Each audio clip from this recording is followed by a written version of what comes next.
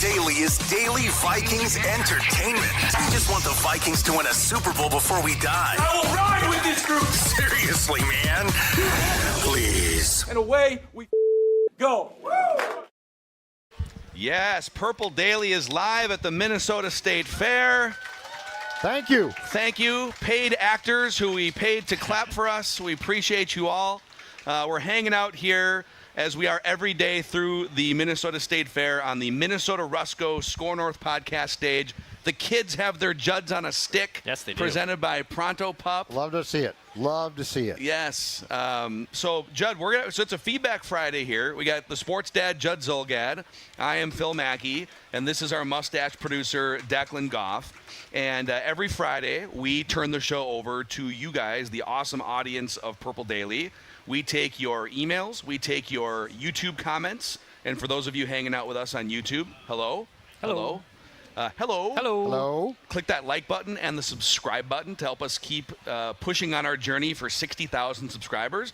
But we also have this microphone here that we will leave there for the next 2 hours. So if you want to ask, or you could either ask a question or if you have a take about something, that microphone is there. So just line up and don't be shy. Also, after we're done here at Purple Daily, which will be like around 2:50, 3 o'clock or so, I will do a vent line episode that will post later this weekend. So if you have takes on the Vikings that you want to give also after our show, consider it like a post-game show, but Vikings vent line style. I'll host a solo show from like 3 to 3:30 or so after this is done. So if you want to stick around for that too, you're more than welcome to. And I know what the people really came here for is for a Judd Zulgad quick trip read. And so we're going to start. Sandy Bowe actually chimes in with the first Feedback Friday comment. When I was signing up for gift cards for Quick Trip, I thought we didn't have any of those gas stations up north, but within the last week, I've already seen 2 Quick Trips being built in northern Minnesota. They're coming up and being built faster than the weeds up north, Judd. That's because Quick Trip is taking over, but in a good way. And let me tell you this right now, guys. I've got some new Quick Trip copies, so bear with me here. I've got 3. Ladies and gentlemen, I got 3 potential reads, but I'm going to go with this one, and you can react accordingly. It says, Quick Trip's Gatorade border battle is on. Team Purple or Green and Gold Proud? I don't think you're Green and Gold Proud, folks. Either way, score the ultimate fan experience. 2 Turf Suite tickets to the Vikings-Packers game in Week 18 at U.S. Bank Stadium, plus a $250 Quick Trip gift card to fuel your fandom. Head to your local Quick Trip and purchase any Gatorade product with quick rewards, and you'll earn bonus fan zone points.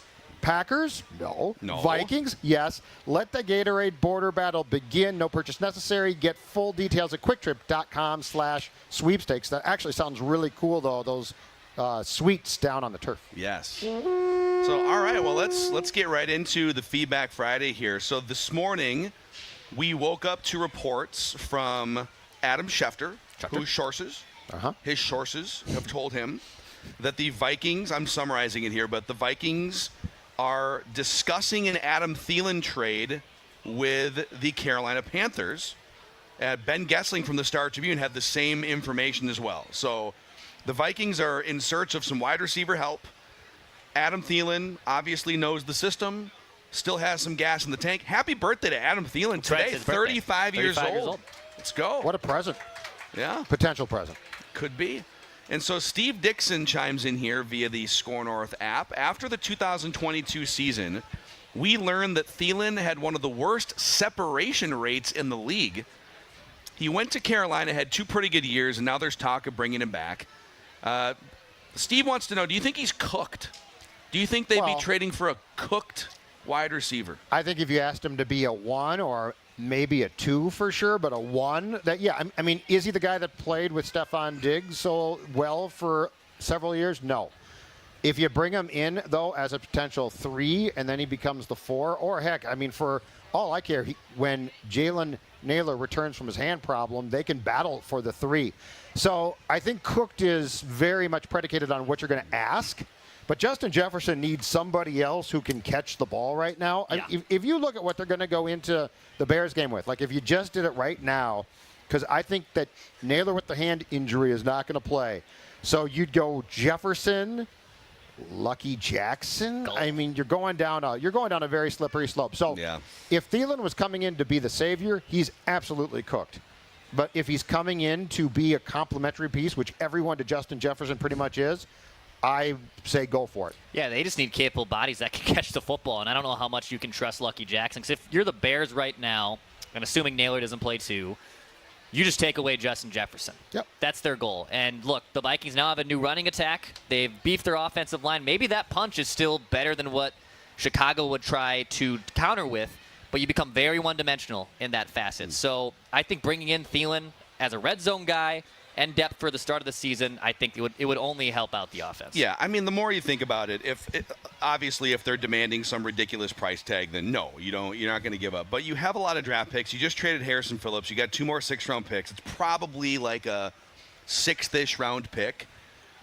There's been a couple football podcasts. John Middlecoff from The Volume, former NFL scout, one of them, and they've been kind of projecting what Anthony Richardson trade values are, and the talk is like maybe a 4th or a 6th or something. So if a young, talented quarterback with a bunch of upside is going to go for like a 4th or a 6th, right? A 35-year-old veteran receiver on the last year of his contract, maybe the last year in the NFL, is not going to cost you a whole lot. Now, they could decide, Carolina, we think we can win that division, so why not wait till the trade deadline? But the other part of Steve's question here is, can you please look up Adam Thielen's separation stats as well as some of the other peripherals to see if he still has anything in the tank? And Steve, you're in luck because Purple Daily went to Next Gen Stats just for you, just to answer this question. They actually have stats on NFL.com. Separation, it's like feet of separation per route run. Mm-hmm. And Adam Thielen, for the last several years, he was undrafted, Division II, right? Detroit Lakes, right? He's from Minnesota, we found out. Yeah, it's St. kind of Cloud? wild. No, Mankato. It's a suburb of St. Cloud. So he's never been a big-time separation guy, and the stats bear that out.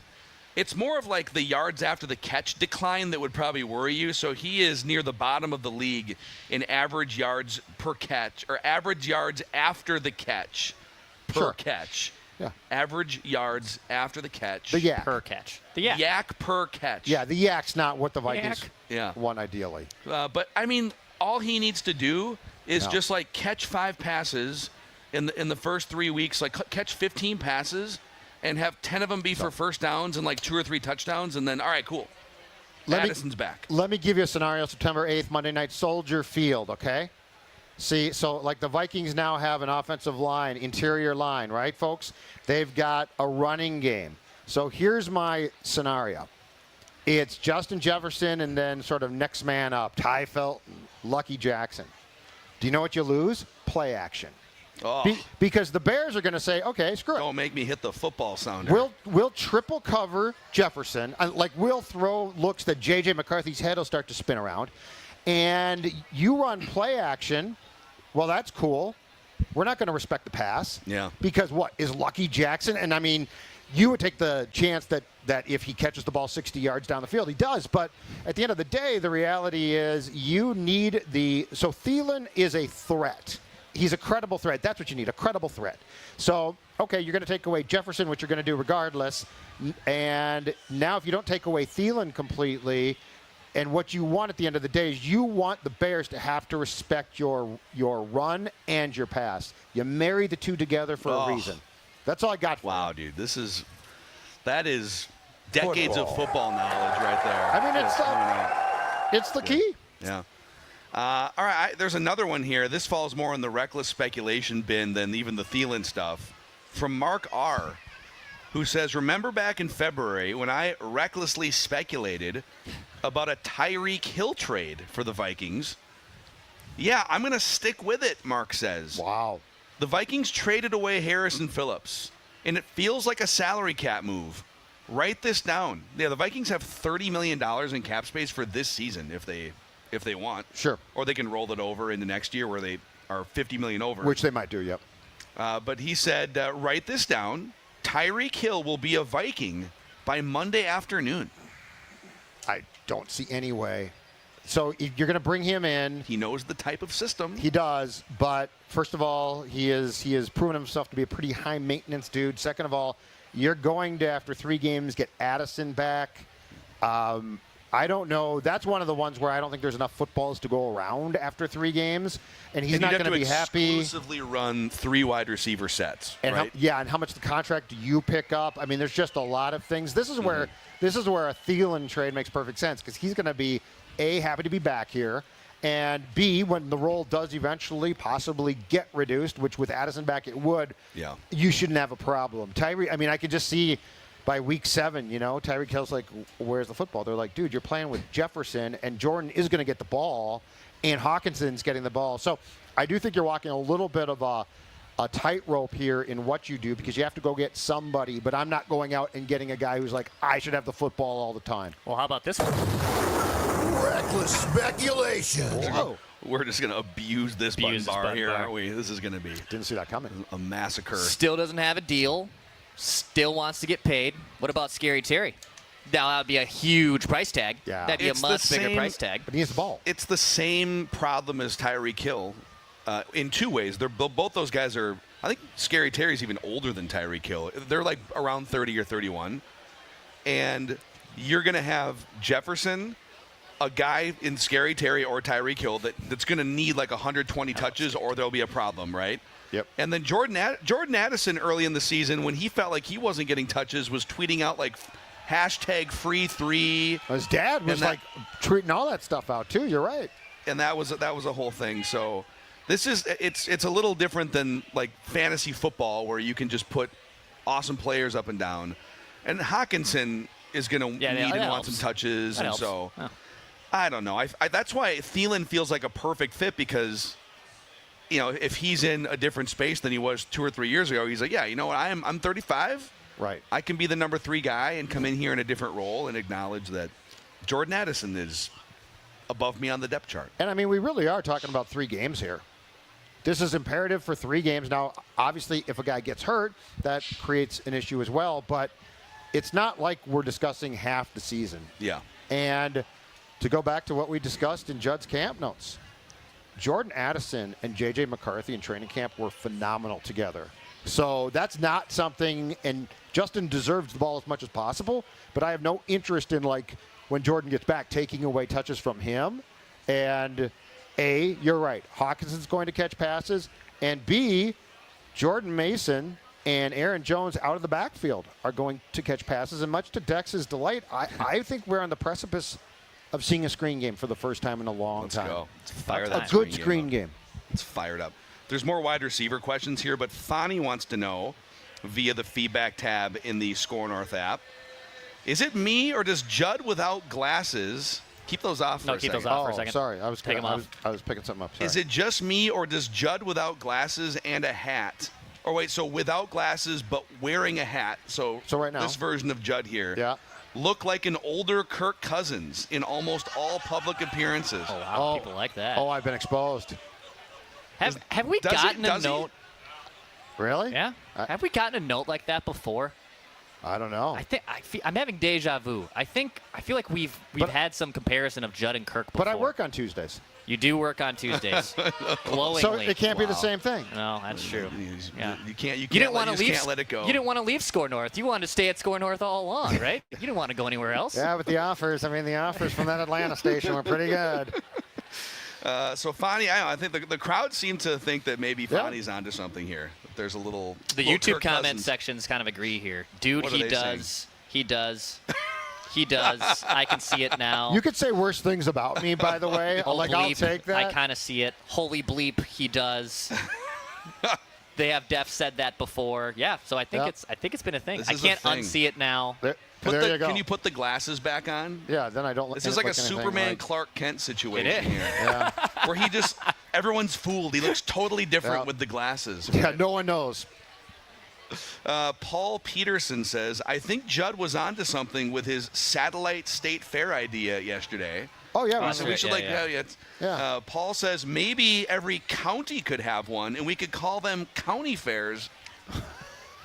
That's interesting. This was You thought you were onto something there. This was a marketing idea for some of these fine food folks like our Pronto Pump friends, right? Yeah. They would take, you go up to Bemidji and you might have the cookies and the Pronto. And I was just saying that'd be a way to carry on the sales momentum. I was just trying to help. By the way, I think it was a Freudian slip. You said Pronto Pump. But we actually do kind of have a Pronto Pump here because our official food sponsor of Score North Podcast today is Crybaby Craig's. Yeah. And so we have Crybaby Craig's on lanyards here, and if you want, just grab these. Don't steal the big pump because we want to keep that there as it's a community Crybaby Craig's pump. So if you do have a Pronto Pup, and you'd like to pump some Crybaby Craig's on That's a lot. Or put some in your beer, sir. Some habanero garlic flavored beer. The way beer's going these days. Shout out to Crybaby Craig's, the official food sponsor. You can put these around your neck and go eat and get the Crybabies. Yeah. It's the smartest thing I've seen. And it unclips, so you can unclip right here. See this? Yeah. This unclips Quick right access. here. Just Bang. genius. Yeah. Absolutely genius. As someone who loves his Bloody Marys before every Vikings game, or just most weekends in general, And Tuesdays, and Tuesdays, baseball. Yeah. I need some hot sauce in that Bloody Mary, and Crybaby Craig's is always one of my go-tos. So go get your Crybaby Craig's, and use some of the pump here. I'm very excited for us to add this out here. I think Craig himself is going to swing by at some point during the show with some different foods that we can put Crybaby Craig's on, so that'll be fun. Sam Peck says, Feedback Friday here. And again, microphone if anyone wants. If not, that's okay. But maybe once one person jumps up there, then it'll create, look at this right here. There you go. Sam Peck, real quick, wants to ask this. He wants to circle back to something, put a pin in that. Mm-hmm. He thinks that, so people are saying that people are being too hard on Jordan Addison. And that a couple of mistakes off the field don't define him or whatever. Well, I say screw that, Sam says. Addison deserves every bit of criticism sent his way. His irresponsible behavior not only endangered lives first and foremost, which, yes. Yep. But now the Vikings are literally going to have to find a way to put more depth in the wide receiver room via a trade, thus costing the team assets because of his poor decisions. Sam goes further and says, trade this clown for a second-round pick and be done with him. So he doesn't want to give Jordan Addison a second chance. But, obviously he put the team in a bad spot. Right.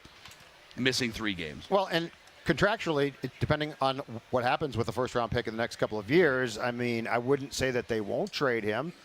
I will say it's a positive that it seems like he kept his nose clean this summer. That's a good thing. Yeah.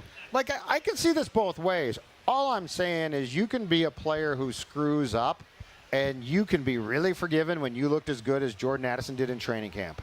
You said keep his nose clean as a Scarface shirt is walking by, too, which was incredible timing. Thank you very much. Yeah. Was not timed out at all. That's an amazing shirt, sir. Your Scarface shirt, fantastic. Oh, Pacino. What is your name, and what's your feedback? My name is George, and my question is, since we are thin in the secondary, will there be a trade to address the corner position? Sportstat? I think there's a very good chance of that. Yeah, especially because Jeff Okudah went down in practice on Wednesday. It was a foot or ankle, and we don't know. And that is, if Jeff Okudah is fine, that's still believing he is going to overcome injuries and just being not nearly what the Detroit Lions and the league thought as the 3rd overall pick in 2020. I would not be surprised over the weekend if we see trades for a wide receiver or 2 and a cornerback. That, to me, makes a ton of sense. It's funny, we spent the offseason harping on that, and then we were like, oh, okay, Brian Flores fixes guys and things, but you've got right now as your starters with the nickel package out. You've got Byron Murphy Jr., who we all trust, Isaiah Rodgers, who we trust Flores is going to fix, but then Okudah, who also we trust Flores is going to fix. So, yeah, it wouldn't surprise me at all if we see a veteran corner. It might not be a big name, but a veteran corner brought in just to add some depth and backup help in case of emergency. Yeah. Thank you, guys. No, thanks for coming on, man. Thank you. Appreciate it. Yeah. Thank you. We'll stay with the crowd mic here, a little Feedback Friday. Hi, my name is Jake. Hi, Jake. It's obvious that J.J. McCarthy and his success is going to have a lot to do with what we do as a team this season. if he finishes as a top 15 quarterback, where is our ceiling as a team? Wow. Could you put just for fun? Could you throw the name of a quarterback out, like the 14th best quarterback in your mind? Dak? Baker? Yeah, Baker's probably a top. Although 10. Baker threw for 40 touchdowns last year. Let's use it. It used to be Kirk Cousins. Kirk Cousins circa, but the Kirk thing is complicated because now he would the best version of Kirk. At noon on a Sunday against the Lions when they were bad or something. It's like he was kind of this hybrid top 15 quarterback. Right. I mean, if he's a top 15 quarterback and this defense is as good as we think, I think they're going to the NFC Championship game minimum. And then it depends on, is he a top 15 quarterback who's elevating his play in some clutch moments where they might need him in a close game? And are you playing a home NFC Championship game versus a road? Yeah. But if he's that good and he's in that Baker, Dak sort of, Kyler, whoever else would be around that point, Jordan Love. Yeah. I think they're making a run. I think the second part to your question though is this: is the run game, let's say top 15? Well, can he be a top 15 quarterback without a good running game? That's my point. Is if the run game. This is where it's a little bit confusing, I think, as we talk about McCarthy in a vacuum of just J.J. McCarthy has to be good or not. But like Phil said, defense is huge, but the run game, if you look at this offense as a whole, right, it's not built to scream the quarterback has to be great. Right. So I think if everything goes as they see it, then, yeah, they can make a playoff run. And certainly, I keep coming back to this. Can you win a playoff game? There's also so many examples of, think about the last 20 or 25 years, of pretty good, talented young quarterbacks that aren't going to peak until 5 or 6 years down the road. Tom Brady, Russell Wilson, Ben Roethlisberger, Eli Manning even. But they're pretty good and they show flashes and they're talented and they elevate in some clutch moments. And because they make no money, their defenses are awesome. Patriots, early 2000s, Steelers, etc., Ravens. Joe Flacco, before he got paid, was not that great, but elevated in some clutch moments. Awesome defense, running game. So, yeah, I think that's kind of where we're at. If it's top 15, they're making a run. I believe so. Yeah. Thanks for coming up. Appreciate it, man. Appreciate it. Yeah. We'll stick with the crowd here. Okay, thank you. I'm Ryan. I just want to say hi to my brothers Josh and Michael, who are definitely listening to this right now. Thanks. And I also wanted to ask, I remember Kirk Cousins saying once or twice that Adam Thielen was really good at making the quarterback's job easy. He had a lot of football IQ, and he could, kind of find holes in routes and just give quarterbacks really easy yardage a lot of the times. Do you think, especially during J.J. McCarthy's first, 3 weeks or so, that could really be helpful in getting his foot in the door in the NFL? And then similar question, do you think J.J. McCarthy is a number 1 or number 2 pick in any fantasy draft? Wow. Oh, wow. Well, wait. I haven't played in 20 years, but do quarterbacks go high now? No, it's a complete joke. It was ridiculous. Okay. Because I will say this, as Thor talked about, the Viking guy that I think is being undervalued consistently is Jordan Mason. I think Jordan Mason's going to vulture touchdowns left and right, and he's going to get yards. That's going to be a lot closer, I believe, to a 50-50 split. There seems to be this weird thing that he was brought in as a backup. No, he wasn't. He's brought in to share time. And Aaron Jones, the less Aaron Jones works, the more effective he becomes. So as far as that question goes, I think it would definitely help. Because don't forget, too, so McCarthy was throwing at Woodbury High School this summer with Thielen, who did bring Bryce Young up as well. But they were working together. Mm-hmm. And okay, so chemistry. Yeah. And Adam Thielen might not get the separation or the yak that he once did, but you know what he still knows? He knows where to sit down the route. Oh. And wait a second. Hold on. Sorry. I have to give you the sit down in the route. Yeah, and so I think he would become an incredibly reliable target as far as he's going to run the route exactly. And that's something, we've seen guys, right, who are talented but can't run routes. Like Jefferson runs really, really good routes. Addison, I think, runs good routes. But we've seen guys, Cordero Patterson, Treadwell. poster child. Yeah, Treadwell couldn't run a route to save his life. So the presence of a guy that knows exactly what he's doing and where to go and can catch the ball, let's just say it's 10 yards. Who cares? Yeah. Yes, I think it's a tremendous advantage. Yeah, and someone who's not going to be offended when they get bumped to wide receiver 3 when Jordan Addison comes in, which is like he does check a lot of those boxes. Yep. So, yeah, thank you. Thank you for Appreciate it, coming out, man. Appreciate it. Yeah, come on up. Is that Scotty? Is that like a Scotty Scheffler Scheffler collage shirt? Let's see, he's Yeah, it's PGA awesome. championship. That's awesome. Week, right? That's good. Yeah, So- so he was second. I think he was second after day 1 yesterday. I believe so. Got in right before the lightning started hitting. Nice. Yeah, that's right, Judd. Your thoughts on Scotty Scheffler? I think he's in the final fantastic. group I think he's today? fantastic. I didn't realize that we had some lightning problems yesterday at the course. What do you think? Do you think Russell Henley can hold on to the lead at Eastlake? No, heck no. No. Thursday leaders, Yeah, It's going to be too much pressure. First off, I just want to say this is an absolute dream. I watch you guys every day. Thanks, Girlfriend sometimes gets annoyed with how much I watch you guys. It's hilarious. The patient girlfriends and wives Yes. of Purple Daily listeners. Yeah. Second part, if we're comparing Judd to Kirk, might need to see a Juddo Chains video coming out. What do we think? Hey, if you Get guys a want to little provide, Mr. T starter if kit? you guys want to provide the chains, I'll do it. I think we should. Where's our sales guys? Where's Matt and where's Mark? We need a chain. We need a chain Okay. sponsorship. Some Do it. jewelership. Yep. I love it. Do it. Okay, but the actual football question. So we've seen JJ in the first drive of the Texans game. Looked great. We've had a lot of changes, especially when we're not going to have Jordan Addison in the first game of the season. We have a lot of I don't knows at wide receiver. Do you guys think it would be beneficial to put him in the first drive of the Titans game to get maybe more of a look at who they would want in that first team going into week 1? Didn't a report or a rumor surface that they were going to play Jordan tonight for a series?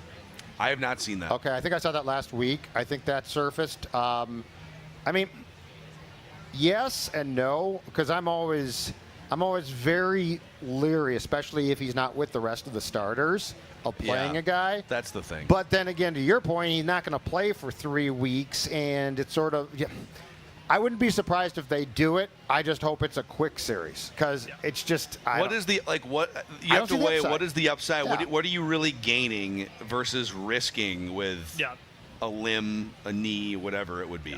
Especially when you're playing in a game tonight with backups on the opposing side as well, and they have nothing to lose. Like, if you blow him up and you're a Titans player, they're going to watch that on film and be like, oh, that's interesting. You could take a shot that you wouldn't ordinarily see. Like, there's just a lot of things that concern me about it. Yeah. Awesome. Thank you. Hey, guys. thanks for coming Thank up, man. you. Real quick here before we go back to the audience, I want to throw one more name out. So Nathan Walls and a couple others chimed in for like wide receiver options. So you're looking for, do they know the system? Are they going to be expensive to acquire? No. Are they going to be offended if Jordan Addison comes back and they're not getting as much playing time, right? Or their wives.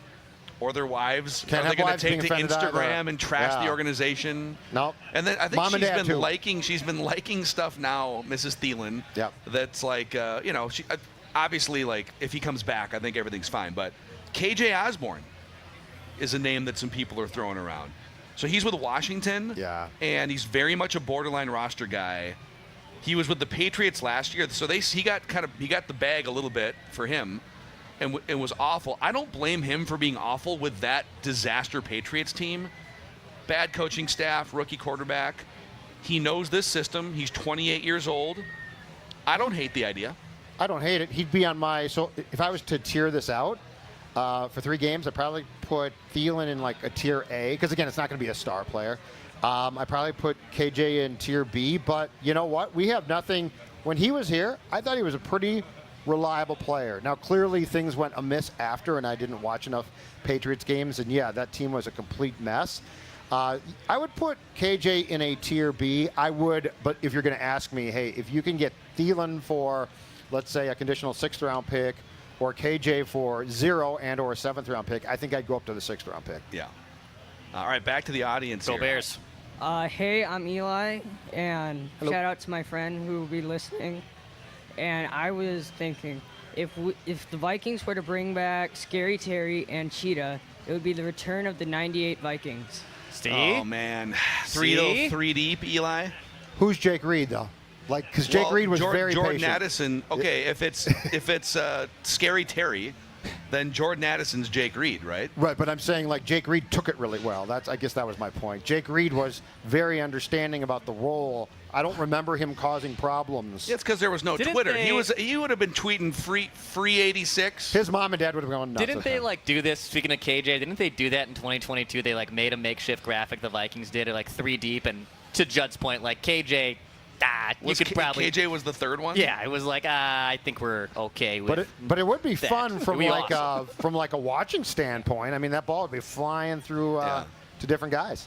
I do vaguely remember that. So it was Jefferson, Thielen. And then they both had their hands. They recreated the photograph on the Vikings social. That would have been that was a bad idea. Not the best idea. No, I do like it though. I think it's a great idea, man. I'm for the Scary Terry idea. I know. But you're gonna have to get. Is that a first round pick? Yeah, and plus you drank with him. That's why you like him. No, I never drank with him. You drank with him. I drank adjacent to him, well, just people in the crowd right now. Adjacent. We're drinking adjacent to the people at the cheese curd taco stand. Yeah. You instantly texted. Yeah, they're Scary Terry's right down the bar. Dude, he was catching. And ever since then, you've been a big fan. He had to catch past some Carson Wentz that year. I'd be drinking before week 1 too. Come on. I did not intend this as careful. Carson Wentz bashing. These people probably love Carson Wentz. The irony would be you trade for Scary Terry, you add Carson Wentz, who's a free agent as QB2, and then McCarthy gets hurt, and now Scary Terry is having the Sunday scaries again. True. So, Eli, thanks for your question, Eli. man. Good stuff. Appreciate it. All right, come on up. My name is Susan, and I watch your show religiously every day.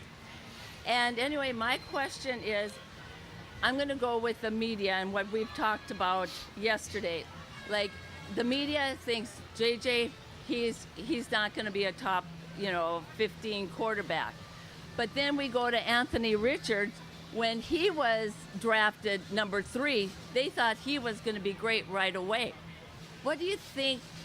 How fair is it that Anthony Richards just got praised by the media, where JJ didn't get praised? I love this question, and it is because if you people get so enamored with a 40-yard dash and measurables, and we talk about the RAS scores, the relative athletic scores. Ricky Judd's getting mooned in the audience. It's my buddy Bobby. Oh, it's a friend. Bobby. This poor guy reads all my Substacks for free and sends me corrections. Oh, wow. Yeah. So he's your editor for your Substack. Yes. That's Judd.Substack. Yeah, I'll pay you someday. Jeez. But Anthony Richardson, if you looked at his inexperience in college, the fact that he was a 50% completions guy in college, was far, far, far less qualified to step right in year 1 or year 2 and be effective. McCarthy, the knock on McCarthy was, well, he didn't throw the ball that much. Okay, right, but when he did, he was accurate. He was good on the run. He was making big plays on third down in the red zone. So, it is fascinating. And by the way, McCarthy has better infrastructure now than Anthony Richardson did for the first 2 years of his Colts career. But I think part of that is also in the case of Richardson and McCarthy, the media buys into the hype trains, though. Yeah. And Richardson had this huge arm, and he was seen as this can't-miss prospect. And McCarthy, because he didn't throw enough for most people at Michigan, so But the narratives are set up by, unfortunately, us. The narratives are set up by the draft experts. They are set up. I mean, the teams don't want you to know what they think. The teams are never honest. You're not getting straight information. I'm sure there's some teams that said Anthony Richardson can't hit the broadside of a barn, but they're not going to tell people that. So you've got these draft experts who set the agenda, and that's why. And now, and look, if McCarthy's good, guess what's going to happen? And it's already sort of started. People change their opinions and sort of hope that you forgot about it. So it's just a never-ending game because the quarterback position is so high profile. It's a never-ending game of trying to guess what a player is going to do. And then if the narrative does not work out, forgetting it as quickly as possible, which I've done myself sometimes. So, thank you. Thank you, Susan. Appreciate you. Judd, before we get to some more feedback here, and we'll go back to the audience, we got a bunch more coming in here via the Score North app feedback tab here. These Pronto Pups are powering Judd on a stick all week here. That's exactly. And it's Pronto Pup season. We've already had some Pronto Pups with mustard only. So shout out to Pronto Pups, I guess. As cool as this might be, folks, and it's pretty cool. Guess what? What's far superior on a stick is the original food on a stick, and that is Pronto Pups. Is a day at the fair complete without one? Mustard, I know. Mustard. But a day at the fair is not complete. Founded in 1947, goes way back to then by the Carness family. 8 locations throughout the state fair. And again, the Judds on a Stick, I saw A.J. Fredrickson, our guy, handing them out also to your right here with the Score North merch as well. But Pronto Pups helping power us at the state fair, and we very much appreciate them being tied in to Score North. I saw some listeners said it's actually Pronto Daily now going forward. It is. It's Pronto Daily. Oh, I sort of like that. Yeah. Oh, they're more than welcome the to stick logo is around. going to change. The purple is just going to be like a Pronto Pup I'd be going fine with across. that. I could eat a Pronto Pup every day for the rest of my life. Yeah. Completely satisfied.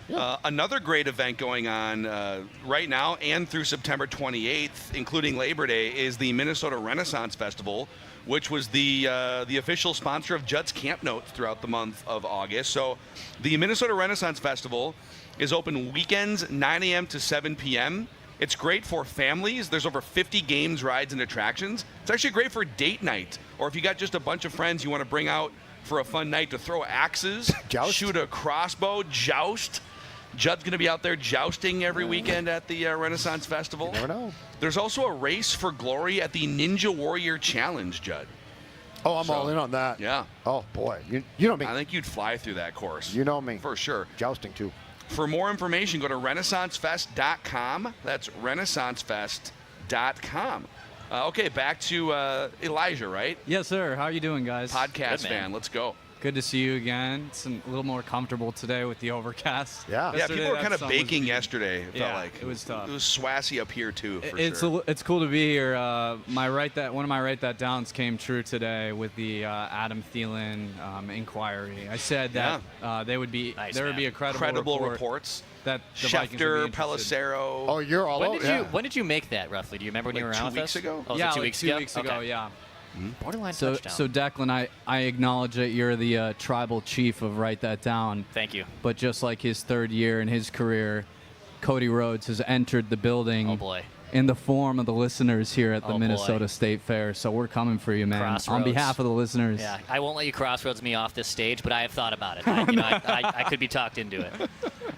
There's a Vikings game today, and I'm just curious to know from you guys, who are you interested in seeing play at this last game here? Whoever's left to make it on the roster, who are you guys looking forward to seeing today? It's a brilliant segue. I was going to say, I got a by list. a really good podcaster mind here, because Judd has brought a list of things. If you want, we could call this kind of a hybrid of Judd's Camp Notes. Judd's Camp Notes. Things to watch in the third preseason game. We can explore. I mean, we can mix in a couple, and then we can come back. I was going to say, should we allow? allow another question here too? I don't want to hog the time. Okay, here's what we'll do. We're gonna come back to that because Judd has a segment planned with an answer to that question. Okay, Unless you're like bolting right now. Are you gonna be around for a little bit? Whatever you guys want to do, I'm here to listen. So you're all good. Love it. Thank you, Elijah. Yeah, you got it, guys. Awesome. All right, come on up here. Just a comment on the Kirk Cousins lookalike. Yeah. You look like Kirk when he's shell-shocked in a football game. I'm under the guard? Judd. I mean, at one they said that, I started looking at you. Yeah, you look like in some of the games he was in. Yeah. And he didn't know what he was doing. Clenching his teeth. Yeah, well, that's pretty much the story of my life, so I think it's perfect. Judd. Is it the right guard? Is it the center? Who should I line up? Judd at the grocery store. Judd at Home Depot. Just kind of. Don? Yeah, hide around the corner. Question: what do you think of the backups to our offensive line? Because that was a problem last year. Yeah.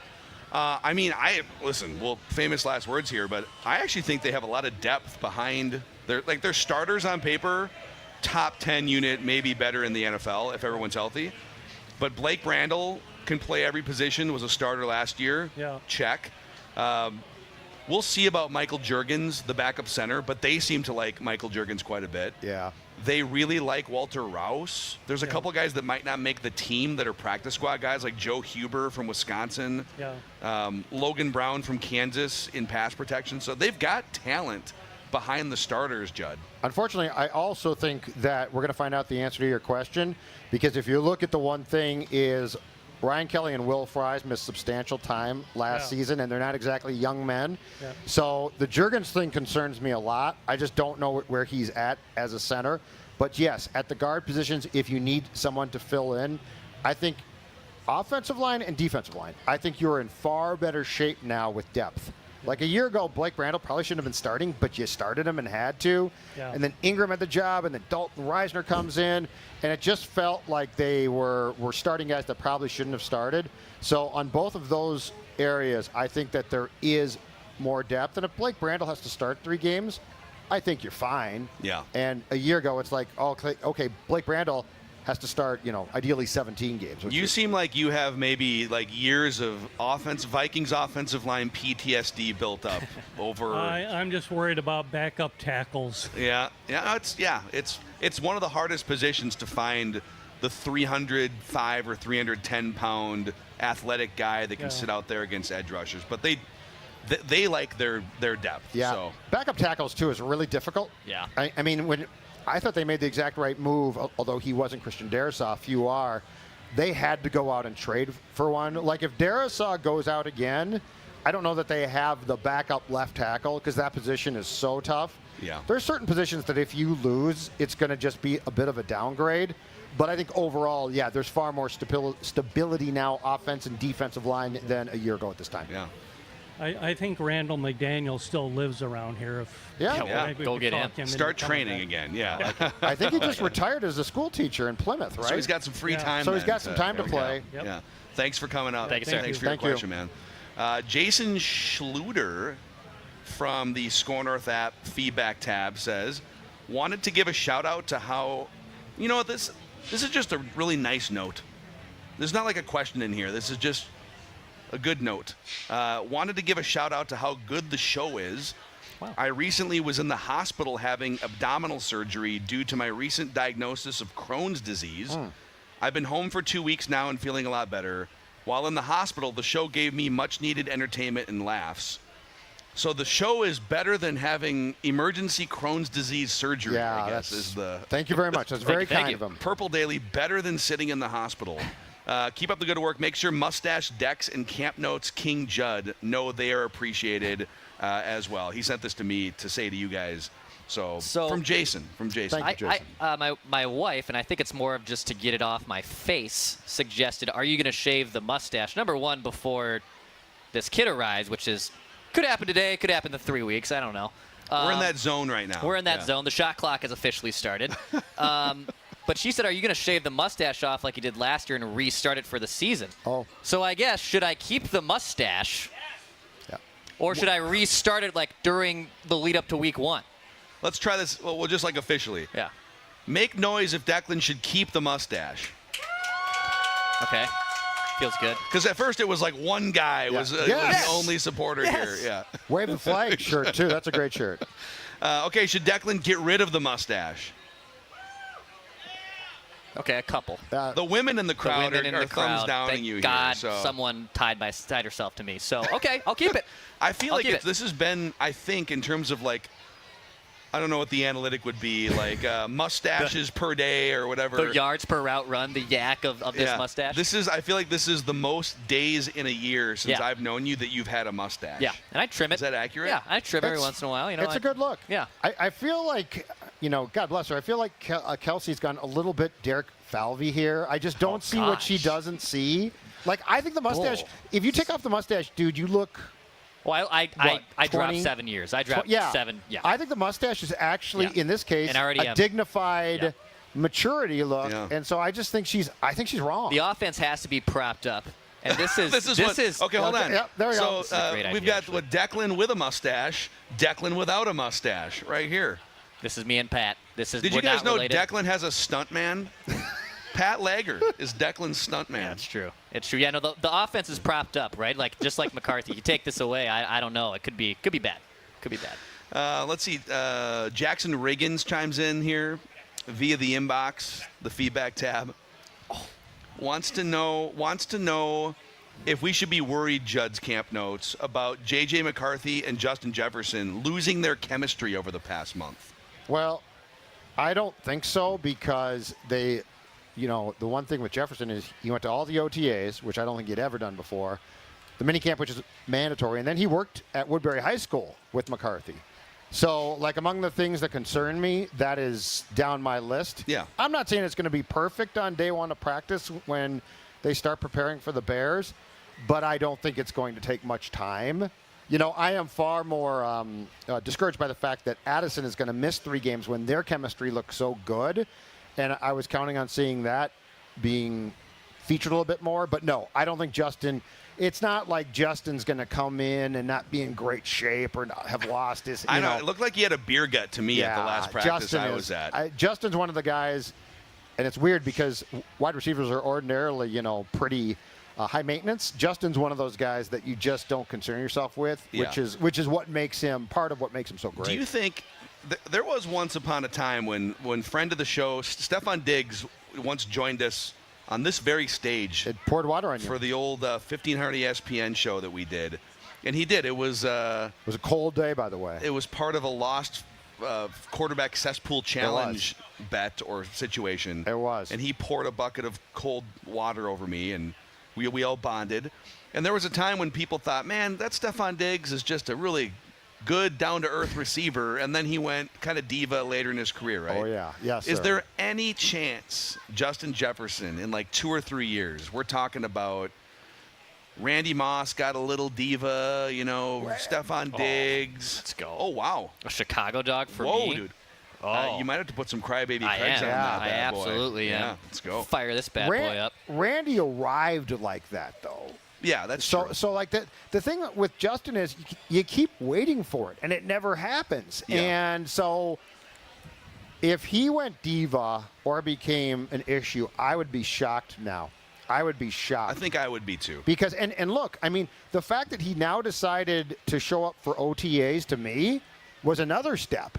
Like, if anything, he's becoming more mature. The thing that I have no doubt about, too, and this is incredibly important because I'm not convinced all athletes care about this, is his desire to win is huge. I think there's a lot of guys who get paid. They're really good. They'd like to win. They'll tell you they're desperate to win, but they're really not. Yeah. I think Jefferson is sincerely all in to win, and that's why you continue to see him maturing. But he's also in the window of he is still great. Well, how we doing over here? The Dexter. We got to turn up back. We're just getting into a crybaby Craig's Chicago. My blood dog sugar here. was getting low, so I really did want something to eat. So this is great. Oh, you ordered Crybaby that. Craig's is on there. All right, very I good. didn't order it. No.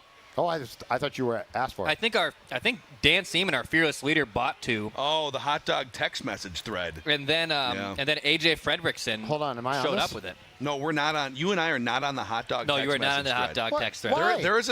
There's a part of our team that has had like a 2-year-long text message thread where all they do, I don't know how else to phrase this. You're good. Is talk about and show pictures of their hot dogs. Yes. Anywhere we go. That is not a euphemism. Like, nope. It's literal.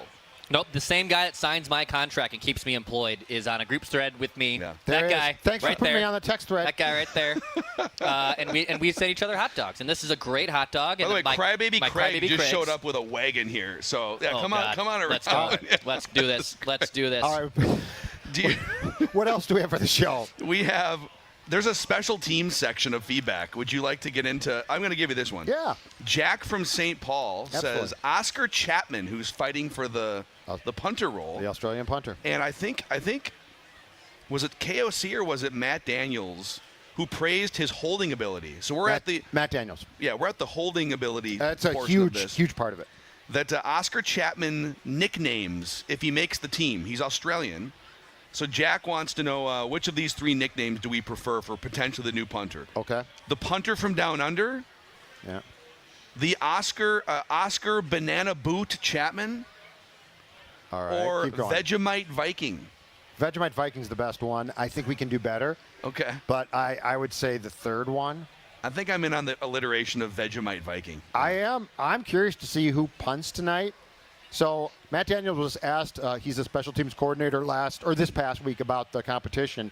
And, I mean, all coaches say this. He said it's a competition. But I did think it was pretty important because Oscar Chapman held for a few of Will Reichard's misses in practice earlier in training camp. Yeah. But then he held for 3 of the 4 makes on Saturday. And laces were out the entire time? Yeah, well, and here's the thing with Chapman, too. He's got 4 different punts. Like styles of punt. I mean, the thing with Wright is, I think Ryan Wright would have been fine if this was 1992. But you get touchbacks, and he doesn't. Chapman can manipulate the ball like a golfer can. That's what I want in my punter now. Now, he has an exemption as a European player, so he can make the roster regardless, or the practice squad, just be put through to that. But I'm really intrigued there because Ryan Wright, he's the one guy I've never understood how he's just stuck. He's just always. Well, he's okay. Yeah, but he's not great. He's a professional punter. He's not. He's not. But for instance, the Vikings didn't bring back Brandon Powell because they said, we think that we can find a more explosive punt return guy. Okay, so fair enough. Now, I think that's a problem now. But anyway, the original Rondale Moore plan. But, yeah, Ryan Wright's a professional punter, but wouldn't you look at the punting stats and what he's done and say, we think we can get a better punter than that? I'm glad you asked that question because Chris in Atlanta has a general special teams question here. And the show did some digging on the answer here. So he says, I am not a Matt Daniels hater, but I've wondered why he hasn't faced much, if any, criticism for the special teams performance. For the most part, they've been sloppy during his leadership, and they've been one of the worst units consistently in the league. KOC addressed the Donatel mistake instantly. Yeah. He added Josh McCown to the mix, so he fixed some of that. Have I missed Judd asking these hard questions about Matt Daniels? It makes me miss Chris Thomason, former Vikings beat writer, because we know he would have asked by now, laugh out loud, from Chris in Atlanta. CT. So just out of curiosity, there is a Twitter account. It's like a San Francisco 49ers analytical person. And it's at SF Data Niners. And this person has posted expected points added for special teams. I love it. Expected points added for special teams last year in the regular season.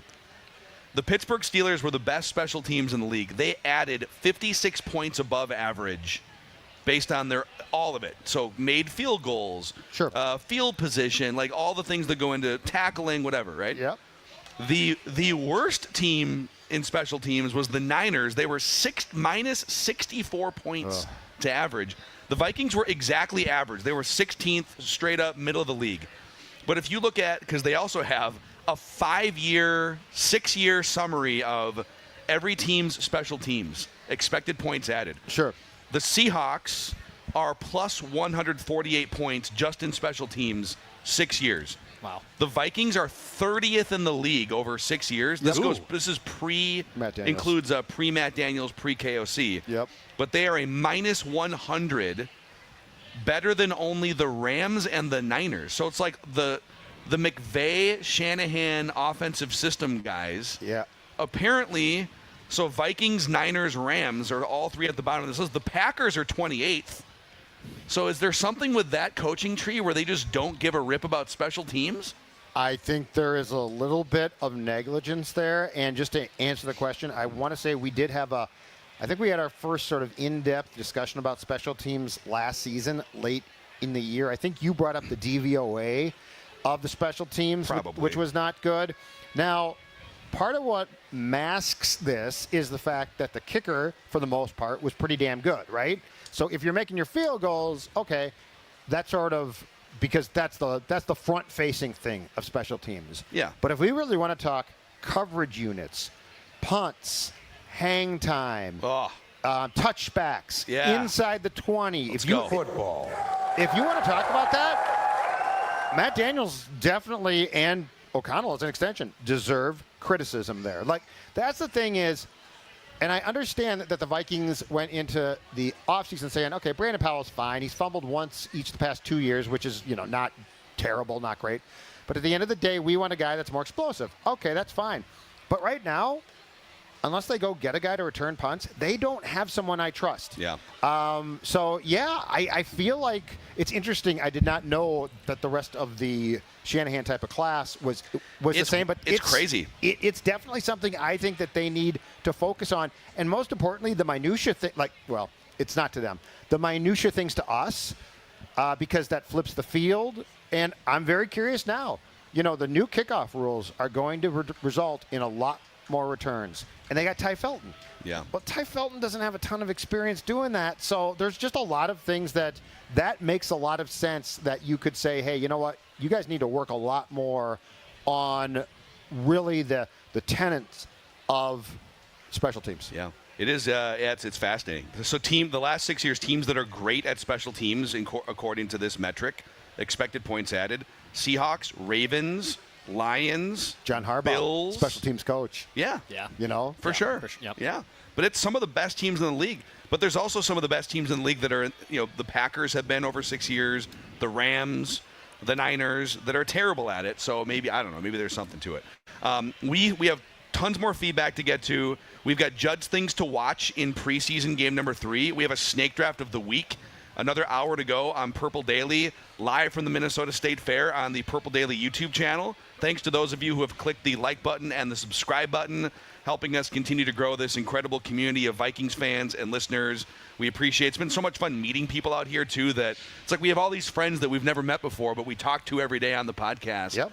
And to meet people in person has been really, really cool. And we're doing it all on the Minnesota Rusco Score North podcast stage. I think Crybaby Craig is behind that door, if he can hear us right now.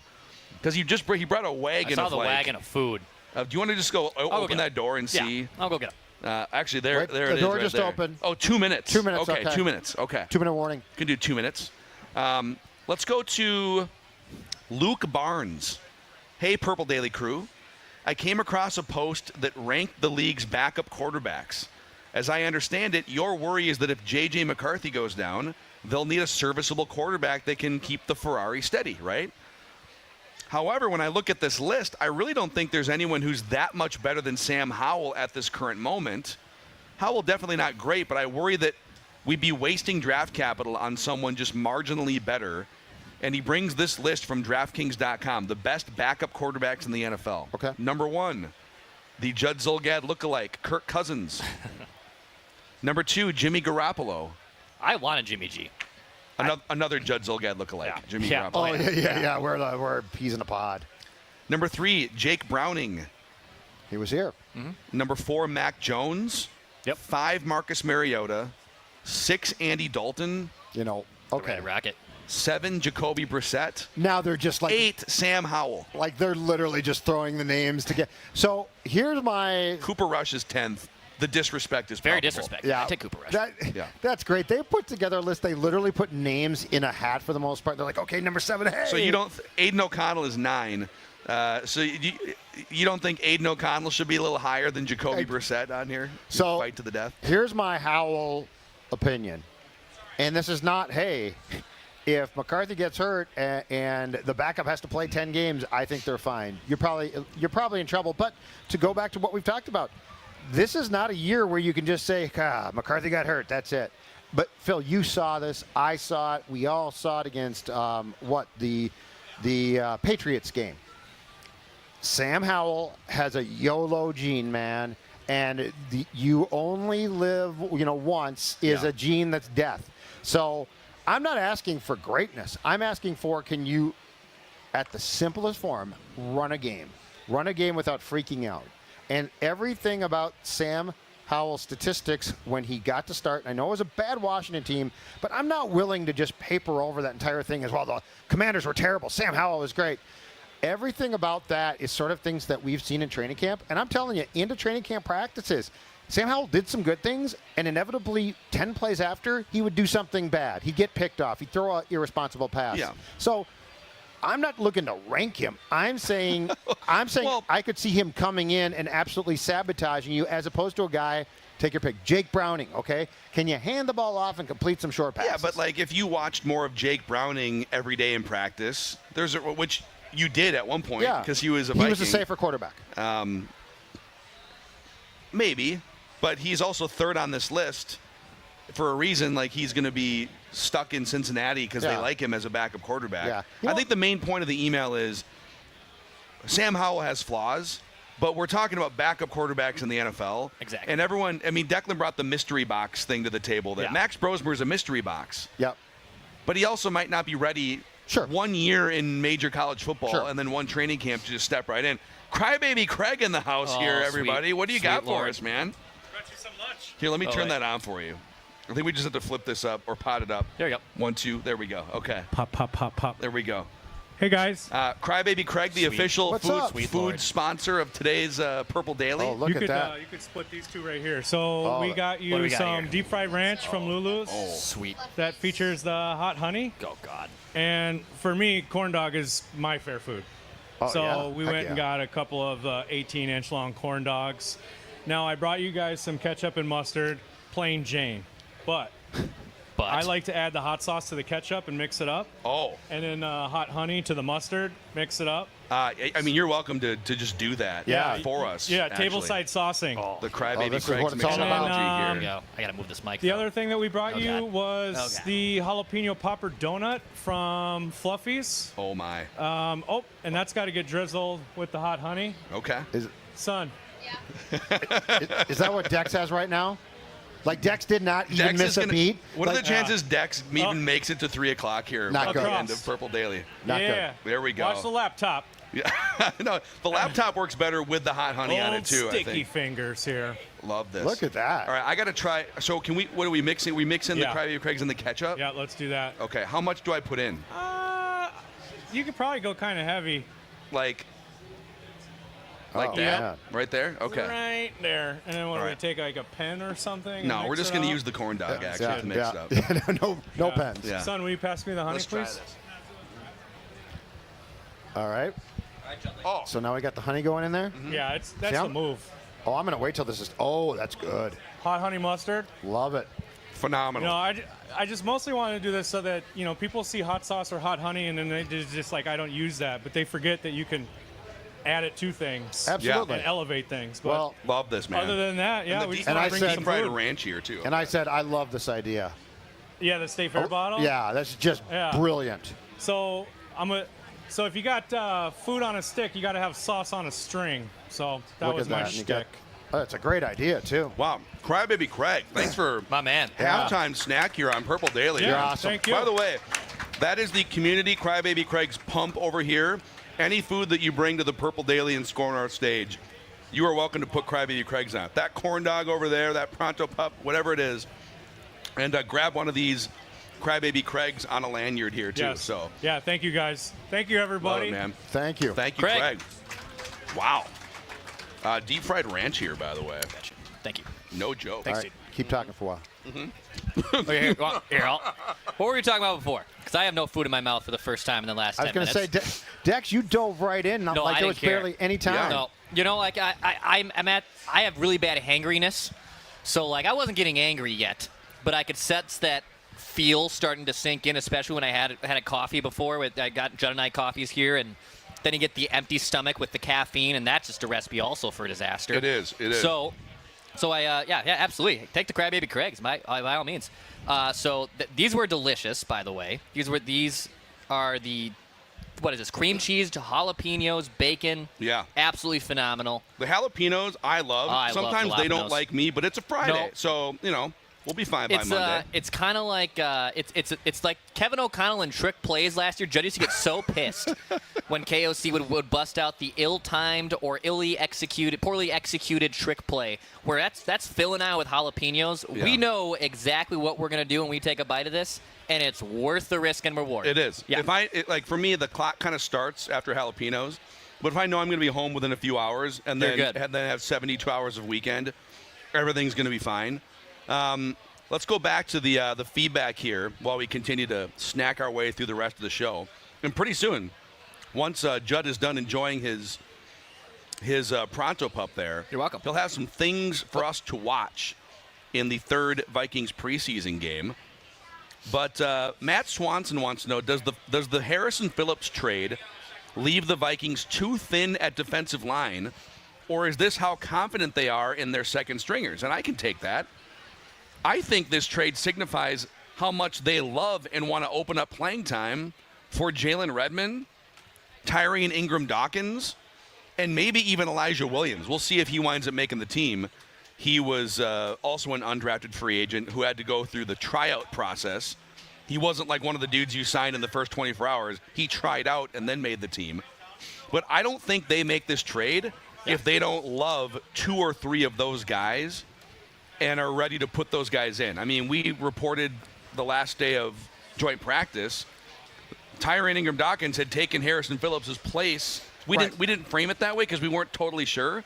Right. It was like, well, he was working with the ones, and Harrison Phillips was working with the twos. Right. And obviously the trade played out the way that it did. So I think they love their backups at that position. Well, definitely, and they're deep there. So I think there's a couple things at play here. As you brought up before, the 2026 Vikings need to create cap room. They're way over the cap. They now have taken Harrison Phillips' contract for 2026 off their own books. Second of all, I think they acquired the 6th-round pick, which I think gives them 2 6th-round picks and 9 or 10 picks overall, because they're going to try to trade for, probably today or tomorrow, a wide receiver. So you're taking a position of depth. You're taking a player who, and I know a 6th-round pick seems like not much, but in this league, this time of year, actually, it's not bad. You're taking a player who has value, and you're doing 2 things at once. 1, you're cutting cap space from next year, and 2, you're giving yourself more draft equity. I can guarantee you this. No matter what we say about the draft, the Vikings aren't saying, you know what was great this year? We didn't have a lot of picks. Yeah. So they wanted more picks. They got them. I think they'll trade one of these 6th-round picks. So when you look at it from that angle, you're trading from a position of strength and depth to help a position that right now doesn't have it. On the cap thing here, to dig even deeper, so Brady Hetke chimes in and says, can you guys speak on the Harrison Phillips trade as far as cap space goes for this year and next year? You're a cap guy. So the interesting thing is I am the resident capologist. Dex and I don't do math, ladies and gentlemen. Nope. And I do math better than you guys, but certainly not at a Rob Brzezinski level. It's so passable. So I might just be wrong on all of this, but here we go. So I believe after this trade, I don't know exactly what the math was on what they freed up this year. I know that it saves them like $7 million to the cap next year, but the way that Over the Cap has it, the Vikings actually still have $30 million in cap space for this season. Yep. Which is like, oh, well, they could spend some of that on a receiver taking money back via trade. They could also roll that $30 million over into next year, yep, where they are currently still about $50 million over the cap for next spring. So they've gone from having like the 5th most cap space in the league this last year, spending spree, Hargrave, Allen, Will Fries, Ryan Kelly, Jefferson extension kicking in, Darisaw extension. Everyone, you get an extension. You get an extension, right? So they have to make a decision. Do we roll that money over and cover, because they're going to have to make some cuts next year, or do you bring in, this is why I think it's even less likely that you do like a Terry McLaurin or a Tyreek Hill thing. Do a little something cheaper at wide receiver and then roll some of that money over to help not have to cut so many players or restructure next year. Exactly. And that's why the trade makes perfect sense. Again, it's one of the rare trades where I think most Vikings fans were surprised by it. Yeah. But the more you thought about it, it's not like, how could they trade him? It's like, oh, okay, that makes some sense. So it's a situation. And look, the Jets were desperate too. Again, I'll go back to what I said. I think it's important to point out that right now, if you can get like a 5th or 6th round pick for a player, especially as we're about to have the market flooded with guys put on waivers, that's not a bad return. I know that people were thinking, oh, you could have got a 3rd round pick. No, for Harrison Phillips, he's 29. He's been a good player here, but he's not a great player. And so this was a situation where I think the Vikings maximized it. And the thing between Brzezinski and Kwesi, the strength of this front office is probably exactly that, the opportunistic moves, the moves that are really good at math, unlike Declan and yours truly. And so, like, among Kwesi's strength, because he's not a football guy, among his strength, I think, are the actual asset management of a roster. Because keep in mind, if you had done what you did in March and you didn't have that ability, next offseason would be a cluster bleep. Yeah. Like, you'd be releasing guys and desperate to clear space. Yeah. And the biggest Kwesi deficiency is drafting, but he's also made up for it, or because it's not just him making all these decisions in a vacuum. Right. With some of the reason why they trade Harrison Phillips, well, there's a 5th round pick and then 2 undrafted free agents that they're going to put into his place, right? So, real quick, I want to give this to the audience. Are you guys? So, if you guys are interested in the jalapeno bacon donuts, the deep fried ranch. No fighting. You know what? Crybaby Craig's all over the place. Yeah, as long as it stays there, I'm worried it blows over. If not, you want to just serve the audience, you can also, by all means. By all means, what a guy. You use Venmo for tips, however you want to. How Minnesota is that? That he's just going to go serve everyone these donuts. Like, if this was Philadelphia, there'd be fights right now. Yeah, there we go. The Crybaby Craig's. That's what I'm talking about. Sauce it up. Oh, no! Oh, what happened? Oh, no! You good, bro? Oh.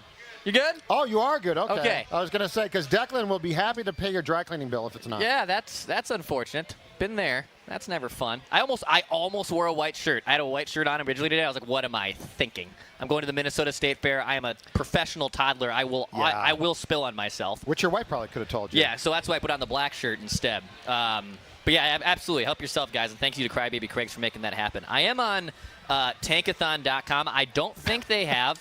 I love just tankathon.com. Yeah. It's Declan's homepage, actually. Oh, look at that. They're all gone already. Yeah. There it is. And there's not one left, so that's very non-Minnesotan. That is great. Bravo to everyone here for eating all of the food. You mean the Minnesota crowd? We didn't slice the last one in half until there's like an atom left? Leave that one wing there. No, you take it. You take it. Just someone eat the damn wing. So I don't think because they acquired a 6th round or did a swap with the Harrison Phillips trade and the Jets, correct? They got a 6th round and they got two 6th rounders. Yeah. 26, 27, and then they sent a 7th rounder to New York. Yeah. So our great friends at tankathon.com, I don't think have updated that quite yet. However, as of now, the Vikings have their 1st round pick, a 2nd round pick. 2/3, one of them being a comp. 2/4, one of them being a comp. 2/7, one of them being a comp. Yep. And if you factor in the 6th round pick that they should be getting here, that's slotted in. So they have, let's see here, quick math. 1, 2, 3, 4, 5, 6, 7, 8. Thank you. 9 picks. And 6 tradable, right? Yeah. Because you can't trade the comp. No, you thought you could trade. Yeah, you can, right? I don't think you can trade them right now though, because it's not. Oh, They're not official. Comp picks are assumed until they're announced. You can trade them draft night. Yes, you can trade them. And like for instance, Daniel Jones, if he holds the job, I think is a 4th round comp. Yeah. If he is benched, he's a 5th round. So the only picks, and the Jets pick is an example. That's a pick that's solid. You can trade it. Yeah. The comp picks, you got to wait for them actually to be awarded. Yeah, come on up. That's an open mic for anyone who wants to join Feedback Friday.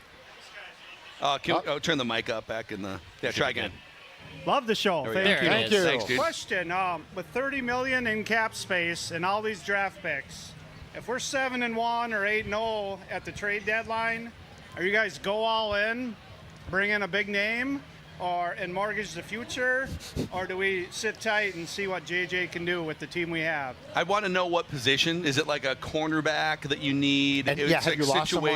Cornerback and receiver, maybe. I don't know. Okay. Sure. Well, by receiver, if you're healthy, which you probably are with that record, you shouldn't need one.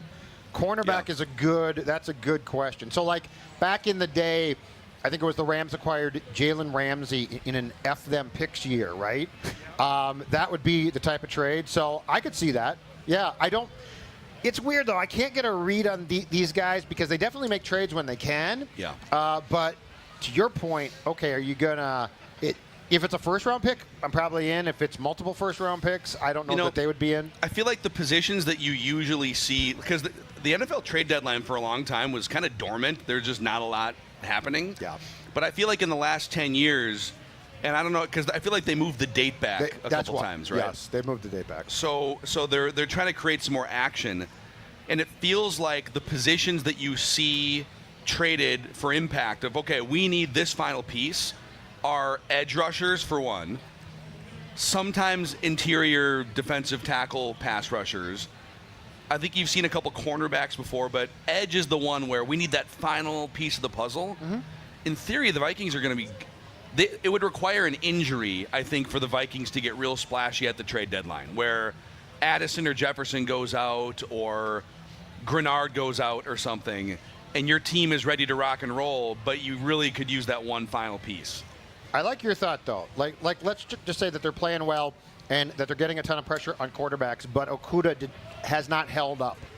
And now you got, I don't know, take your pick. You got Zemiah Vaughn or Dwight McLaughlin or Mekhi Blackman playing, but that's not ideal. Like, that would be the one place where if there is a marquee corner, it would make some sense probably. Yeah. But, yeah, beyond that, and the thing, too, is ordinarily when you do that, it's an off-season trade, like it's a March trade. I think Jared Allen was in 2008 right before the draft. But it's definitely food for thought because there's going to be a few places where that opportunity could present itself. So they've 3 years in a row. Kwesi's been here for, is this year 4 with Kwesi and Kevin? Or is this 22. Year 4. This is year 4, yeah. So in each of the 3 years, they made the big one for Hawkinson. Yep, at the deadline. 2 years ago, it was Josh Dobbs out of necessity because Kirk went down. Yeah, that was a bad trade, by the way. And then, was it a bad trade? I would have just eaten the season at that point in time. I see what you're saying. Okay, all right. And then last year was Cam Robinson, again from a similar spot of you lost your left tackle, and I think it was a 4th-round pick or was like a conditional 4th-round pick for Cam. So 3 years, and every year they have at least done something, whether it being out of necessity or for going for it in Hawkinson's case to bolster the lineup and roster. So they always are active so far, the 3 years we have of a sample. Yeah, and the TJ Hawkinson trade is probably as close as we've come to like a splash trade. Like the Robinson trade was, do you want to have a left tackle who can play? Yeah. And, the Dobbs one was this desperation, I don't know. But anyway, the Hawkinson one is probably as close as you're going to get. And that was a 2nd-round pick, right? So it was Dobbs? No. Hawkinson. Hawkinson was a 2nd-round pick. So that's a pretty good currency right there. Yeah. But, yeah, they definitely have adjusted as they see fit, so it wouldn't surprise me. I just don't know what their price point would be as far as how much they would give up in such a trade. Yeah. Let's get to your things to watch for the final preseason game here tonight. But first, things to watch via MSP Plumbing, Heating, and Air Conditioning, if you could. Oh, I absolutely could. And guess why? Because MSP Plumbing, Heating, and Air Conditioning is the one thing the sports dad loves. They're reliable, they're friendly, their service is great. How do I know? Because I used them actually not once but twice, and both times they come out, they explain exactly what they're doing, they're fast, they're efficient. They are a company that has actually been in the community for more than 100 years. Outstanding service. So if you have HVAC, AC problems, I hate to say this, but it's August now, going on September. Guess what's going to be around the corner? Don't boo me, winter. If you have heating issues, or better yet, if you want to make sure that your heating is firing on peak efficiency, and you can have MSP come out right now and check that. They do fantastic work. How do you contact them? How do you find out? It's this simple. Their website, callmsp.com. Callmsp.com. You will not be disappointed. Shout out to Federated Mutual Insurance Company as well. We appreciate them for over several years partnering with us at Score North and Purple Daily, and also partnering with businesses going back over 100 years with their roots in Owatonna, Minnesota, and now tentacles in all 50 states, helping small to medium-sized businesses, the backbone of America, if you will. So if you're a business owner, you understand the importance of protecting your reputation, your workplace, your employees, your financial assets, and that's where Federated comes in to help you. Like a great offensive line, protecting you, the quarterback, the business owner. Find out more about their great history, the tools and resources they can provide, and the industries they specialize in at federatedinsurance.com, where it's our business to protect yours. And I know we've seen some throughout the day here, people with the Score North merchandise bags, which you can get over here around the corner. We got the Score North merch booth for the crowd that's here right now, and for anyone watching or listening live or on demand. If you plan on coming out to the Minnesota State Fair, we'd love to see you. We are here every weekday through next Friday. But those merch bags are made and presented by Northern Soda Company. So thank you to them for supplying our Score North merch bags. Grab one of them courtesy of Northern Soda Company. All right, Judd, final preseason game. Very exciting tonight. Yep. A lot of Max Brosmer, potentially. Yep. What are some things for us to watch tonight against the Titans? So outside of the fact Jordan Addison might play a little bit, don't think much, I think the starters as a whole are going for the second consecutive game, starting with J.J. McCarthy, to rest. Yeah. So the cut down from 90 to 53, which is the regular season roster limit, comes on Tuesday. I believe it's by 3 p.m. Central. It's my contention that they know most of the guys at this point who make it, right? So you're like trying to sort through some last things, trying to get some looks, but you have a pretty good idea from 18 days of training camp practice, off-season work, of who the 53 is going to be. But here are 5 things to definitely watch in this game against the Titans tonight. First one, not surprisingly, the backup quarterback competition. So I don't think, if you go by how the mock game practice worked on Wednesday, McCarthy's not going to play, and Sam Howell is not going to play. Does that mean he's assured of the backup? I don't know about that. But he's not in like the competition of, I don't think, you have to play. I say that because McCarthy and Howell in the mock game took all of the reps, and the team's off for quite a while after tonight. Brosmer and Brett Rippon have taken the majority of the reps on Tuesday. So I think Brosmer starts again. And I think that they want to continue to confirm to themselves this guy deserves a spot, and he does, on the 53. There was a time where I think they probably thought very safely that they could just cut him, get him through the waiver process, and stick him on the practice squad. Yeah. I think he's shown enough now, and Kevin O'Connell's praised him, which he wouldn't do if he was going to cut him, that they want to see him. I wouldn't be surprised if Brosmer plays the entire first half. It's just there's no downside in getting a look at him. Brett Rippon, maybe the second half, maybe the last quarter. But to me, what this comes down to is if you are looking at this as McCarthy, Howell, or backup Z, I don't know, backup X, that this is a Brett Rippon, Max Brosmer competition. And quite frankly, I think at the end of the day, it's going to be Brosmer. Rippon will be waived if he wants to come back on the practice squad because there's veteran spots. That's what I was going to He ask. can do that. Yeah. If he wants to go elsewhere, he can. The last thing is this also would track exactly like the Philadelphia third preseason game last year, which featured Jaron Hall and then Matt Corral or Coral. I don't remember how to I think pronounce. it's Corral. Corral. I remember okay. like it's like Golden Corral. Okay. Oh, good. Okay. Golden Arm Corral. So, so Jaron he's Hall available started. too if they really get desperate. Yeah, he's at home, I think, right now. Yeah. So Jaron Hall started, and Corral played after him a little bit. I think we're going to see the same type of thing. If you recall, what they did was they actually tried to sneak Jaron Hall through the waiver process after final cuts as sort of a sneaky move, and the Seahawks picked him up. I thought he did clear, but he chose to sign with the Seahawks practice squad. Oh, that might be it. Yeah, but anyway, I think that's what happened. So he left, and that's when they brought in Rippon. Yeah. And they like him a lot, but there's no fear he's going to get claimed by a team that's going to sell. Don't worry about that. But Jaron Hall, the difference with Jaron Hall was he was with the Vikings for a year, and then as a rookie actually started the game against, was it Atlanta? Yeah, I remember. got hurt against Atlanta, and then he came in against Green Bay and was awful. Yeah, but he was in the program, so to speak, for the entire year and then another camp. Yep. And then they cut him, and he kind of saw the writing on the wall. Well, they already drafted J.J. McCarthy, and so he decided, I'm going to go to a different organization, different practice squad. Mm-hmm. If you're Brosmer, for example, and this is your first camp, you've yet to go through an NFL season.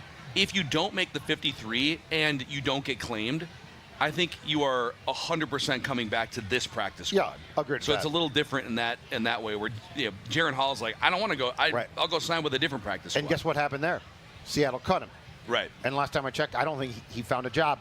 But Brosmer, you have to be. He's played well enough. That's one position, and I know the market will be flooded on Tuesday, but that's one position, and you could wait where I think he probably gets claimed because he's been impressive as hell. So that's the first thing to watch. The second thing is, I like it. Yeah. Who is the third running back? Now, a year ago in Final Cuts, the Vikings only kept 2. They kept Aaron Jones, Ty Chandler, and then C.J. Ham as the fullback. Yeah. I think they're going to keep 3 this time. Obviously, Jones, shoo-in. Jordan Mason, shoo-in. Both will not play tonight. No. But the interesting thing is Ty Chandler, a 5th-round pick in the ill-fated 2022 class, or Xavier Scott. And my estimation is Xavier Scott does a lot of the things Ty Chandler does not do well, i.e. block, really good in the screen game. And just for some context here, and I don't think this is done because Chandler's a veteran, Scott in the 2 preseason games, 68 yards rushing on a team-high 17 carries, 4-yard average, and 4 receptions for 55 yards. Yeah. Chandler, 17 yards on 8 attempts. and 3 catches for 20 yards. So I think Xavier Scott wins this job, but tonight could play a small role. Yeah, he might win the job that is currently being fought for with this context, but the job might actually be won by someone that is outside the organization. And we know they have enough 6th-round picks to trade for Cam Akers for a 3rd year if they need to. But is there someone out there that we're not even talking about? So yeah, and Scott's an interesting player. He started at Connecticut, went to Maine. Yeah. Was actually signed by the Colts, was on the Colts practice squad in 23. Yeah. And then was let go by the Colts August of last year, so a year ago this time, and then signed with the Vikings and has a year of experience on the practice squad here. Yeah. Not a bad thing. So he's been immersed in the system. Yep. But they do like him, and it just feels like they've given him a lot more opportunities than Ty Chandler, because they know for bad reasons who Ty Chandler is. Okay, what's the 3rd thing to watch tonight? 3rd thing is defensive line. So as we discussed, the Harrison Phillips trade clears it up a little bit. It was really logjam before that. So here are your locks, in my opinion, to make the team from the defensive line. Most of these guys probably don't play tonight. Jonathan Allen, Javon Hargrave, Jalen Redmond, Tyreen Ingram-Dawkins now, the 5th-round pick who's been outstanding. I think they're going to keep, if they stick with what they did a year ago, I think they're going to keep 6. That leaves 3 players vying for 2 spots. Yeah. Levi Drake Rodriguez, who they like, missed some time in camp. He's back now. Elijah Williams, who you talked about, who they brought in on a tryout in rookie minicamp, impressed them, got signed, and has been fantastic. And then Taki Taimani, who they had a year ago, and I think that they liked him as well. So tonight, as long as he can play, Levi Drake Rodriguez, yep. Elijah Williams will play, Taki Taimani. And Taki Taimani did get a lot of time against the Patriots, I think. So he's still involved. So 3 guys, 2 spots. Yeah. Yeah, that makes sense. I think if Levi Drake Rodriguez is back. No. Did you say this? Was he at practice? He took part in practice a couple days ago. Okay, so I was going to say he's back because they could IR him and buy some time. Sure. But if he's kind of back at practice, then they're going to likely just make a decision. Are you at risk of him not passing through waivers if you really like him and you've put all this development into him? I don't think so. Okay. Like my whole thing with quarterbacks is if a quarterback's been good and it gets out, teams just get sort of infatuated at times. Yeah. I think you could get any of these guys through. I think my question is this: who do you want? Yeah. Like who can contribute? Because the backups are going to play, but that's not one where I'm thinking, oh my God, a guy is going to be claimed. It's more of who are your 6, and I think that 5 and 6 spots are being fought for by 3 players. Yep. Love it. Okay, let's keep number 4. Things to watch if you are a football diehard. Yep. And you're going to be grinding the second half of the 3rd preseason game tonight. Cornerback depth. Okay. Let's go. So we talked about this. Feels like all spring into July, and it's sort of just dried up. It's gone away. We haven't been talking about it. But beware. We should be maybe. So beware the Ides of August. Fringe roster decisions. Yes. So Byron Murphy Jr., Isaiah Rodgers, and as far as training camp went, Jeff Okudah have spots wrapped up. I will tell you again, Okudah got hurt in practice on Wednesday. There's been no update. Don't know if that's a real thing, if that's a problem, if it was just short term. He got hurt and left the field, so it was something. It's always good when you're hurt and a bust. It's just he's also been hurt all the time. Yeah. Like the part of the bust is he can't stay on the field. You can't make the club in a tub. That's exactly as Brad right. Childress used to say. Denny Green said that first. Can't make the club in a tub. Okay. So your second team corners and guys that I think will play tonight include Mekhi Blackman, whose stock has seemingly gone down, but he's still on the second team. Dwight McGlothern Jr., who was a UDFA a year ago and made the 53, and Zemiah Vaughn, who's a UDFA this spring, and we talked about a ton, and they seem to like him a lot. So I think those guys are all locks. Here's the thing I want to see and that they should want to see tonight. It's not so much a battle for a roster spot. It's are any of those 3 guys I just mentioned in a place to potentially step into a essentially starting role? Yeah. So like if Jeff Okudah is hurt and he's going to be out for a while, Blackman, McGlothern, or Vaughn, Do you trust any of those three to play the outside corner with Murphy inside and Rodgers at the other corner? And, I think they like Rodgers a lot, and all the things that we've heard have been good. But let's not forget, he's a little bit of a risk because he's a little bit of an unknown himself. Yeah, he is. But that's the crazy thing. And, hey, Brian Flores has been essentially 100% correct on – has he been, wildly wrong on any personnel decision? And I'm not talking about, well, they brought in Jerry Tillery. No, they were just looking for pieces at that point. Right. But they are banking a lot on Brian Flores' assumption that Jeff Okudah isn't a bust and that Isaiah Rodgers can be a full-time starting outside cornerback. And to this point, Flores has been trustworthy, so you have to just say, all right, let's do this. But I don't think it's 10 out of 10 he's right about both these guys. Yeah. So what is your contingency plan? And Blackman was highly drafted, third-round pick.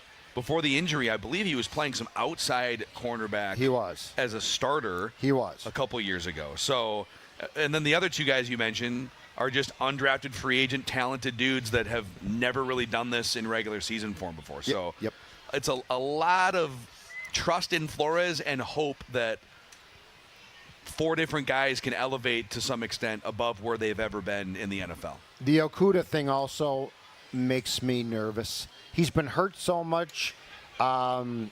His coverage grades are bad. I think Rodgers is a guy who probably needs a chance and could pleasantly surprise us. Yeah. On Okudah, I'm like, oh boy. And plus, they're going to try to hide him a lot. And I don't know that you can do that consistently in this league unless your pressure is just fearsome all the time. There's just a lot of things there. So that, to me, it's not roster spots. I think the cornerbacks are decided for the most part. To me, it's more so of, okay, can any of those bottom three step up to a really big role, or else you probably have to go outside and address it. And then I think this is the last one, right? The fifth thing to watch in the last preseason game. Yep. As your career's on the line. Yep. 53-man roster, ready to be formed. Red McCombs once called the preseason the greatest thing in football because it's men's jobs are on the line. Oh my Livelihoods, families. Red tried to sell tickets that way. He's like, you got to pay for these games. Yeah. At the Metrodome because people's jobs are on the line. Okay, so let's get to it. They should do the cuts on the field right after the game is over and just make it a game final show. rows type of stuff. Yeah. Yeah. You get a roster spot. Yeah. It's a helmet. It's a helmet. Actually, that's what the old XFL should do. What's that called now? Well, so they've I think the XFL and USFL is what now? are UFL? both conferences, and I think it's the UFL is what it's called. Well, they should. That's what they should do. Cut guys. You're literally on the spot, dude. They have sideline interviews. If you throw a terrible interception, because they preach part of their appeal is all access. So Judd throws a terrible interception. He's thinking about the fact that he's in the UFL, just threw a bad interception. His football career might be over. And Bob, the sideline reporter, is like, so what happened on that interception? I'm fine with that. Bob, I'm going to kill you if you don't move away first. All right, what's your fifth thing to watch here tonight? Okay, my fifth thing to watch to me is probably the most important thing as far as unknowns going into the Bears game, and it's the punt return. Who's going to return punts? So Rondale Moore's out. Guys that we have seen return punts, Lucky Jackson. As of late, Miles Price, who I think might be your most sure-handed, and I'll get to his stats in a second. Silas Bolden, who I don't know he makes the roster. He's such a small guy. And Ty Felton did return some. I think Ty Felton had a fair catch against the Patriots. Now, he got hurt a couple days ago in practice, too. He is supposedly fine, but he's going to return kicks. I don't know that his experience is enough for me to put him underneath a punt return in Soldier Field. So Miles Price in college, he played at Texas Tech and then Indiana. 55 punt returns, averaged 13.9 yards, and actually made a couple. I think he returned 2 punts against the Patriots. One was he had to retreat for and made a nice catch. The other one was the gunner came down and he didn't freak out, which is my biggest thing. Literally, you've got guys. Look out, oh gosh. Kickoff returns, you've got time. You can watch the ball in. Yeah. Now, Ty Felton fumbled one. Punt returns, it's funny how punt returning can be such an afterthought for fans and media and even sometimes a team. Yep. Where you're like, well, we'll figure out someone to catch a punt, right? I mean, you and I have never gone. We're not allowed out there, even with the jugs machine or anything like that. But when you stand down there and watch practice, or if you're a fan and you go to training camp and you can get kind of down there, if there's wind, first of all, like you said, there are other men running down to destroy you. Yep. There's an oblong-shaped ball floating in the air a bajillion feet high. And you don't know how it's coming down sometimes. And the wind. The old spiral days are gone for a lot. And we sit here watching the games on our couches this idiot muffed the punt. It's me. Such a hard job. Yeah. Yes. But the Vikings right now don't really have a great answer for it going into the third preseason game. So back to Silas Bolden, just for some context on him. He played at Texas last season. He returned 30 punts for 10.5 yards. I just don't think he makes the roster. I think Miles Price might be an outside guy. I do too. But I also don't think he's a slam dunk. And if he's not and Bolden's not, who's going to do it, Kevin? Boy, Sam Howell, this is how you make the team, buddy. We're going to send you back there. Maybe, again, there might be someone outside the organization. Yeah. Is there a trade to be made where someone comes in as the third receiver? Brandon Powell, we've talked about. So, all right, 5 things to watch. That's all I got for tonight's preseason game. Declan, do we have anywhere on here this gigantic button bar, the draft chimes? Because I feel like we might need those for the upcoming snake draft of the week here. Well, here's what I can do. If you buy me time, I can put it in here. Because I don't think it's on this page. Buy him time. So I'll 2-panel this sucker, and Okay. I'll get it in. I'll get it in. You'll throw it in there? I'll get it okay. in. All right. So we're going to get to our snake draft of the week here in just a moment. Shout out again to Minnesota Rusco. We're sitting here on the Score North Minnesota Rusco podcast stage. We'll be here Monday through Friday between noon and 3 all week next week as well. The O-line committee is going to be in the house on Monday. So Alex Boone and Jeremiah Searles, 2 former Vikings offensive linemen. So that'll be fun. We'll see if Jeremiah is trying to scale back on the beer these days, but we've already had a bunch of people challenge him to beer drinking contests. So yeah. I'm like, dude, you better. I don't know if you want to come in cold. That's up to you. But Minnesota Rusco has been Minnesota's hometown remodeler since 1955. 70 years of experience: windows, doors, siding, bathrooms, kitchens, decks, roofing. Think about that project you've been putting off. Just maybe next year is the time where we'll finally redo our kitchen, or we'll just wait one more winter for the deck to be repaired. Well, with the State Fair being here, Minnesota Rusco is offering during State Fair season no payments, nothing for 2 full years on all of those things I just mentioned. No down payment, no monthly payments, and no interest for 24 months, plus totally free labor. So check them out, minnesotarusco.com. If you're looking to make your remodel a reality, turn to the experts at Minnesota Rusco. Okay, so number 1. Oh, there we go. Got the chime. That's right. So we're going to do new State Fair foods this year, right? Yeah. You guys all have a list, right? Yeah. The brand new State Fair foods? Yep. Okay. I think this is one of them, actually. Yes, it is. The bacon jalapeno infused donut situation thing, yeah. with the Crybaby Craig's hot honey next to it. So, what was the result of last week's snake draft here, Dax? So I won with Minnesota athletes pretty handedly. I had 65% of the votes when we had our guy Chuck Aoki with us as well. So question for everyone else. Or for us two, I should say. Sorry. So Chuck had the first pick. I had the second pick. If we remove Chuck, I still have the first. Should we move things up? I think it's your turn to have the first pick. Okay, I got you. So I think it'll be Dex, me, and then Judd. Correct. Right? Okay. Yep. So and we'll do a 3-round snake draft. It'd be great if, as you draft one of these items, if somebody just walked through that door here's the thing you drafted. So what did I say? Dex, Phil, Judd? Yes. And then, Judd, you'll get the wraparound here in the second round. We'll do 3 rounds, and we will put the voting up on the Score North Twitter account. Any questions? I don't think so. From either one of you guys.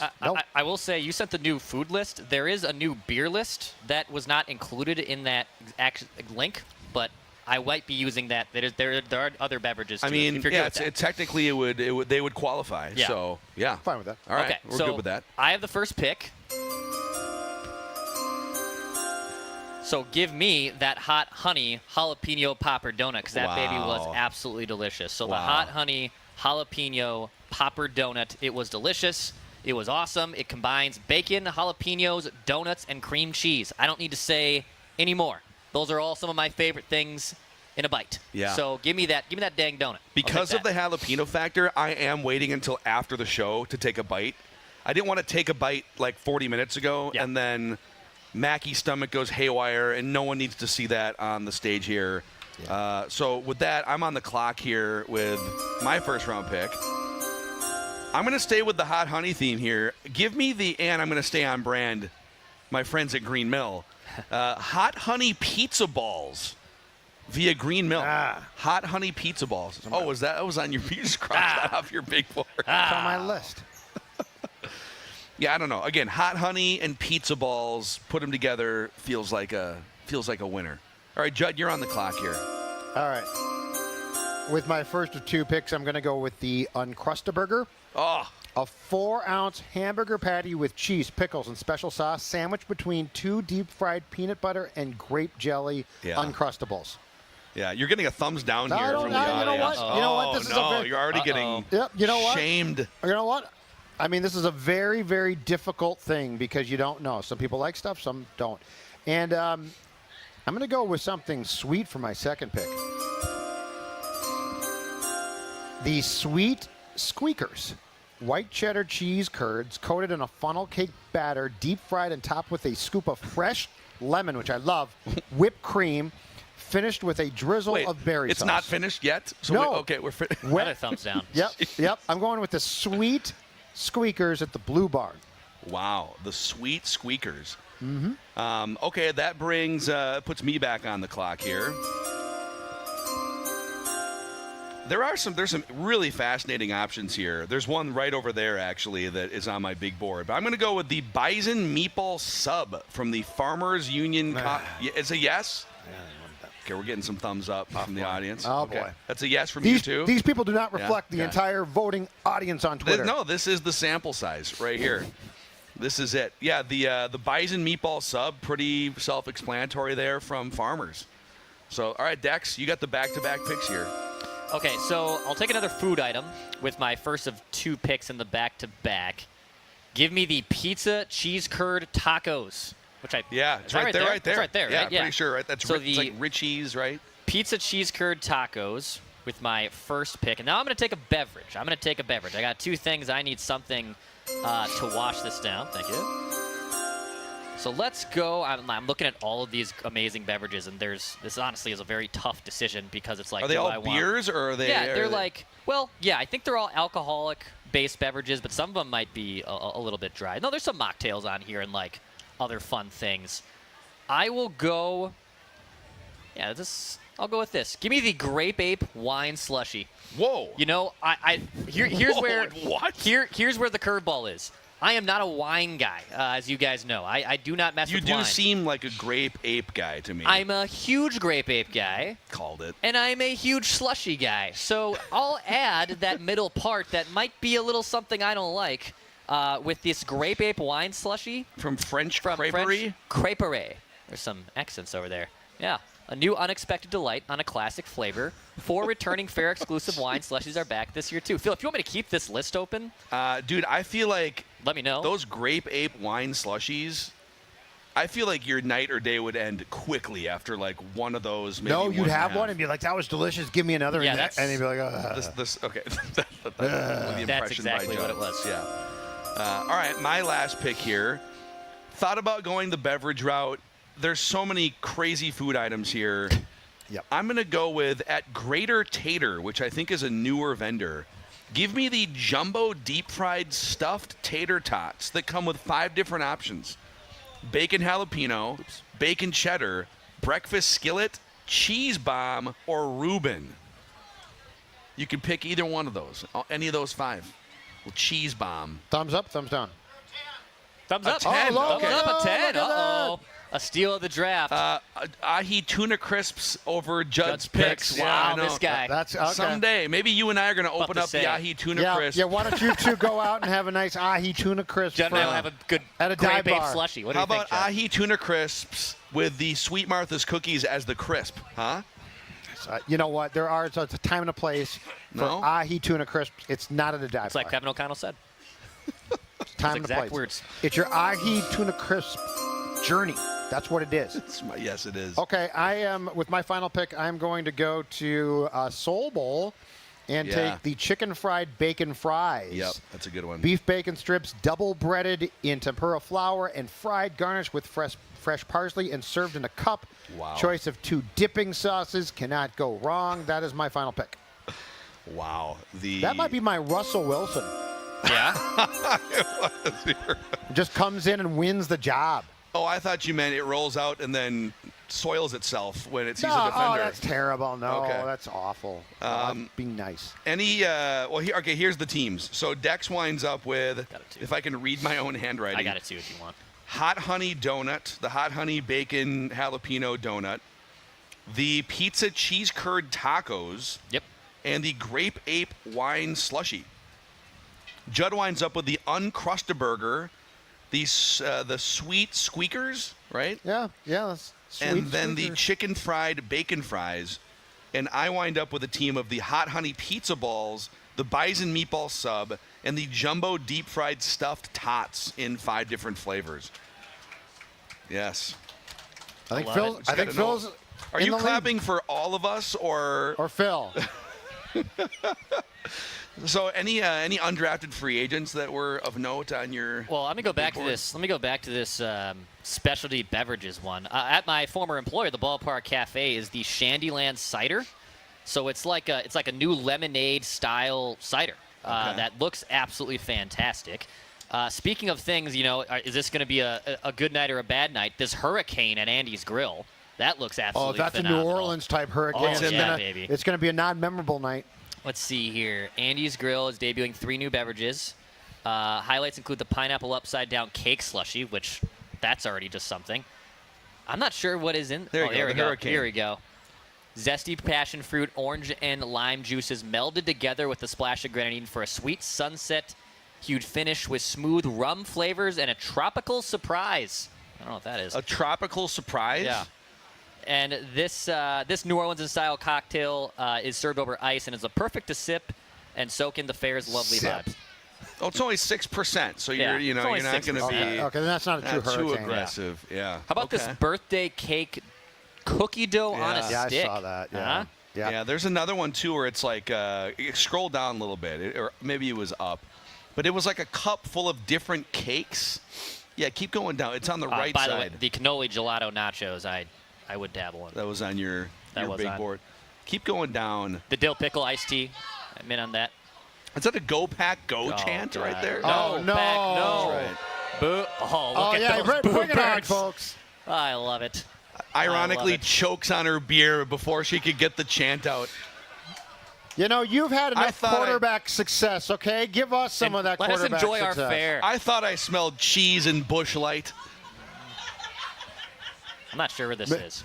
Miller Keep Lite. going. Keep going. Oh, no, not that. It's cake in a cup. I don't know. Okay. Maybe they took it Hey, off. here's a question. When's the last time Phil won? So if Phil wins, it's like May, right? Yeah, here. I have this. So, Phil, you have won 16 snake drafts. You have won 1 snake draft since April 18th. It was the best Vikings quarterback seasons on June 6th. So You're it the has Twins. been you're in a 4-month slump right now. You're the Twins. Looking to get back. I in had the a man. snake draft fire sale back in May. You said tore that you my were gonna, snake draft Achilles. You said that you were going to give up your snake drafting, but now you've decided not to, and the public's outraged. That's right. I sent out an awkward fan mail that said, let's believe together in the power of my snake drafting. Oh, man. So there's your snake draft of the week here, where you'll be able to vote on the Score North Twitter account. Thank you, guys. So to wrap Feedback Friday here, boys, any just final thoughts from the week? Our first 2 days back at the Minnesota State Fair in several years. First time as Purple Daily and it's the fantastic. YouTube podcast movement here. It's been great to see, folks. It's been fun. The great thing is there's never, ever, ever a lack of Vikings discussions. That's the good thing. And plus, it didn't rain, so that helped. I was a little bit concerned it would rain. Well, I mean, it can rain after we're gone. I don't care about that. I just don't want it to rain while we were in attendance. But anyway, thank you for coming out, folks. We really appreciate it. Thank you, everyone. And we'll be here all week next week from Monday through Friday. And Dex is going to stick around and record a Vikings vent line here too. So I think how I'll do this, by the way, like we'll take like a little 5-10 minute break. If you guys want to be on vent line with me, I think what we'll do is in Pat on air production meeting, I'll stay up here and then we'll just have the crowd mic up. We'll have a 2-shot kind of setup. And we'll talk some Vikings. I thought you're calling for camera shots. Oh, you're like producing like a television guy. Yeah. You got to go to Channel 5 if you want to do that. Yeah. Pat, pick up camera Cam 6 two. here, Yeah. please. All right, ready, Cam 2. Pat, let's take Cam 7. 2. Pat, let's take 7. What are you doing, Pat? That's awesome. That's awesome. So, yeah, stick around for that. I'll be hanging out with you guys here for another like half hour. So amazing. And again, a thank you to Minnesota Rusco for this amazing stage, for Crybaby Craigs for bringing us lunch during this 2-hour Purple Daily, and to also our Pronto Pups powering Judd on a stick, and Northern Soda Company for the bags, and everybody else that helps us put this on. Purple Daily, where we just want the Vikings to win a Super Bowl before we die. Thank you, everybody. Thank you.